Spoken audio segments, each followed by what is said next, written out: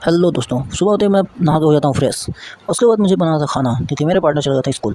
उसके बाद मैं खाने की तैयारी कर लेता हूँ, खाना अपने बना के फिर मैं ये लगा लेता हूँ अपने कान में, और क्योंकि मुझे ठूसना था खाना। उसके बाद खाना वाना खाते हुए मेरे को याद पड़ा कि मेरे को जाना है कोचिंग। टाइम तो हो ही चुका था, लेकिन बाहर जाके देखा तो हो रही थी बारिश। अब क्या करें भाई। उसके बाद फिर थोड़ी देर में मुझे याद आ गया ये इसको भी बनवाना था, कुछ ही दिन पहले लिया था, ख़राब हो गया। बारिश तो बंद होने वाली नहीं थी, इसलिए मेरे दिमाग में केवल थी बुझ चुकी थी, क्योंकि कुछ दिख ही नहीं रहा था। क्या करूँ क्या ना करूँ, कोचिंग जाना ही पड़े। ये क्या साला खिड़की तो खुला ही रखेगा यार, क्या गुंडा बनेगा रे तू। अब अंदर आके देखा तो ये भाई सब लगे हुए हैं लैपटॉप के साथ।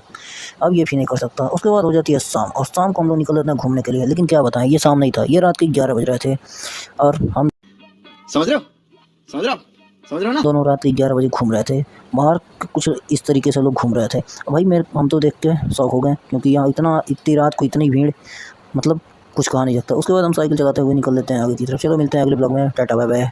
समझ रहे हो ना।